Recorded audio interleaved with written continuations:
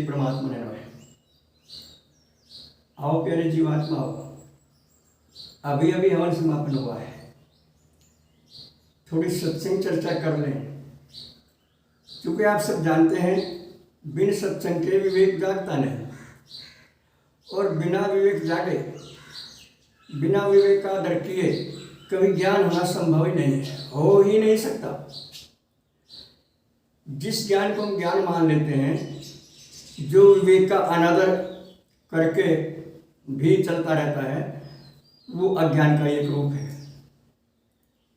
श्रीमद् भगवत गीता में जगह जगह पर प्रभु ने कितनी सरल बातें अपने प्राप्त होने के लिए बताई हैं। देखिए, गीता का जो प्रादुर्भाव है, जो शुरुआत है, वो शरणागति से होती है। जब तक अर्जुन पांडित्य जैसी बात बोलता रहा, ये तो मेरे सारे कुटुंबी हैं, रिश्तेदार हैं, मैं इन्हें नहीं मार सकता, मुझे हत्या लगेगी, मुझे पाप लगेगा, और सब स्त्रियां विधवा हो जाएंगी, वर्ण संकर आ जाएगा, इस प्रकार की बातें बोलता रहा। तो भगवान ने क्या कहा मालूम है आपको? अरे अर्जुन, मूर्खतापूर्ण बातें करता है, बातें पंडितों कैसी बोलता है, लेकिन ज्ञान तुझे है नहीं। क्योंकि ज्ञान में भय नहीं होता, चिंता नहीं होती, और कर्तव्य के प्रति विमुखता नहीं होती ज्ञान में कभी भी। तू अपने कर्तव्यों के प्रति जागरूक नहीं है, इसलिए सुन। तो फिर अर्जुन ने कहा, कार्पण्य दोषो अपत स्वभाव है, पृच्छामि त्वां धर्म समुच्चेता, ये श्रेष्ठम रोहितन में शिष्यस्त्यम शादिमान त्वां प्रपन्न। तो प्रभु, मैं तो इस अपने ज्ञान को ज्ञान मानना था, कायरता दोष करके मैं अपने धर्म मार्ग से हट गया हूँ। मुझे नहीं मालूम है कि किस में मेरा कल्याण है और किस में कल्याण नहीं है। मैं आपकी शरण में आ चुका हूँ, आपकी शिष्यता स्वीकार करता हूँ, कृपा कर मेरे को उपदेश कीजिए। तब गीता शुरू होती है। ये दूसरे अध्याय का शायद 6वां या 7वां श्लोक है। और फिर संपूर्ण गीता कहने के बाद फिर भगवान ने एक बार अर्जुन से कहा, अरे अर्जुन, सर्वधर्मान परित्यज्य माम एकम शरणं व्रज अहं त्वां सर्वपापेभ्यो मोक्षयिष्यामि मा शुचि। अर्जुन, तू मेरी शरण में आ जा सच्चे मन से, और बस मैं तेरा बेड़ा पार कर दूंगा, तेरे सारे पाप खत्म करके, और तुझे इसी क्षण मोक्ष दे दूंगा। तो ये आप भी पढ़ सकते हैं, पढ़ा भी होगा आपने, बहुत सारे भाई बहन पढ़ते होंगे गीता। लेकिन गीता को सुगीता किसने किया है, ये दूसरा प्रश्न है। जब तक गीता को सुगीता नहीं किया जाता, गीता के नियमों को, गीता के सार को जब तक जीवन में सक्रिय रूप से नहीं उतारा जाता, तब तक उस पर कितना ही बोलें, दूसरों को कितना ही बताएं, लेकिन स्वयं को लाभ होने वाला नहीं है। अनुभव करें आप इस सच्चाई का। अच्छा, गीता क्या कहती है? कहीं गीता में खंडन मंडन नहीं मिलने का आपको, किसी जाति का, किसी मत का, किसी देश का, किसी का भी कोई खंडन मंडन गीता में नहीं है। क्या है? मानवता का क्या लक्षण है, मानव का क्या कर्तव्य है, वो किसी भी स्थिति में है, मजदूरी में है, गृहस्थी में है, व्यापार में है, शासन में है, प्रत्येक अवस्था में गीता हमें अपने कर्तव्यों की याद दिलाती है। किस लिए आए संसार में, इसकी याद दिलाती है। सबसे प्रेम करना सिखाती है। गीता को लेकर कुछ लोगों के मन में बड़े भयानक विचार आए, मैंने स्वयं सुने हैं।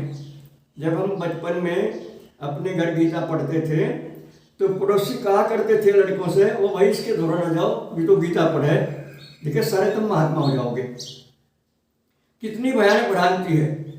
चलो खैर, हमारे प्रारंभ में तो संन्यास था, सबके में नहीं होता, लेकिन गीता पढ़ के सब सन्यासी हो जाते हैं। भूल जाओ इस बात को, हमेशा के लिए भूल जाओ। क्या अर्जुन सन्यासी हो गया? अर्जुन गृहस्थी नहीं था? अर्जुन राजवंश में नहीं था जो विचलित हुआ था?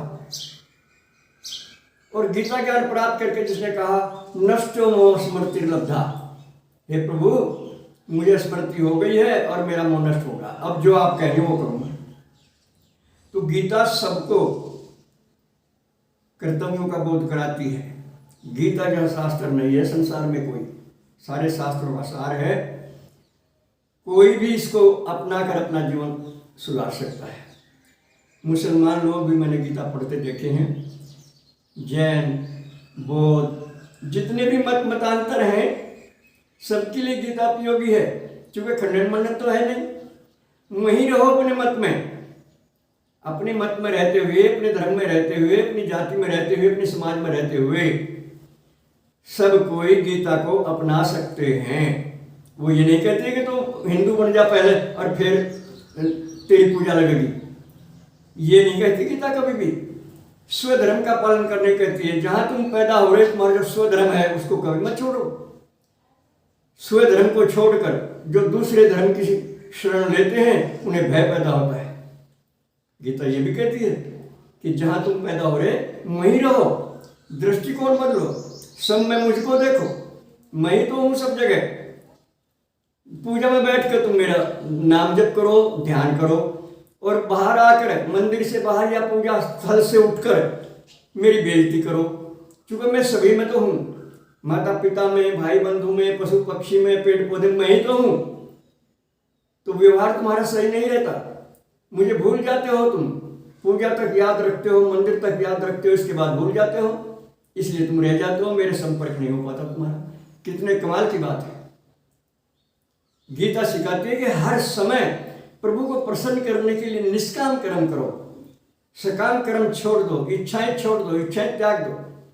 जितनी किसी की ज्यादा इच्छाएं होंगी उतने बंधन में होगा वो, और कुछ इच्छा पूरी होंगी अगली खड़ी हो जाएंगी। इच्छाओं की पूर्ति कभी नहीं हो सकती भाई बहनों, ये अनंत है, इनका त्याग ही श्रेष्ठ है। और प्रभु ने गीता में जो निष्काम कर्म करने को कहा है उसे समझो, उसका रहस्य समझो, करके खाओ, लेकर दो, अपने बड़ों की सेवा करो, निंदा मत करो किसी की। हाँ, बुरे को बुरा कहना निंदा नहीं है, लेकिन उसके सामने कहो। यजुर्वेद में मैंने पढ़ा, पहले भी एक दिन बताया था मैंने आपको, अगर एक असामाजिक तत्व है गांव में तो 50 आदमी मिलकर उसका मनोबल तोड़ो, उसके सामने उसकी बुराई करो, उसे जचेगी कि ये 50 तेरे विरोध में है इसलिए तेरा काम नहीं चलेगा, उसका मनोबल गिर जाएगा। अकेले कहोगे तो विरोध करेगा तुम्हारा, तुम्हें नुकसान पहुंचाएगा। अकेले मत कहो किसी को, उसकी बुरी आदत उसके सामने मत रखो, इकट्ठे होकर मिलकर 10, 20, 30 मिलकर। तो ये गीता का उपदेश है। उठिए, जागिए, विवेक जगाइए, विवेकान समाज के सदस्य बनिए और गीता का मानसिक अध्ययन करिए। स्वयं गीता पढ़ोगे तो कुछ लाभ नहीं होगा, किसी विद्वान के साथ पढ़िए तो विशेष लाभ होगा। बस आज इतना ही। सर्वे भवन्तु सुखिनः, सर्वे सन्तु निरामया, सर्वे भद्राणि पश्यन्तु, मा कश्चित् दुःखभाग् भवेत्। हरि ओम तत्सत्। ओम शुक्राय नमः।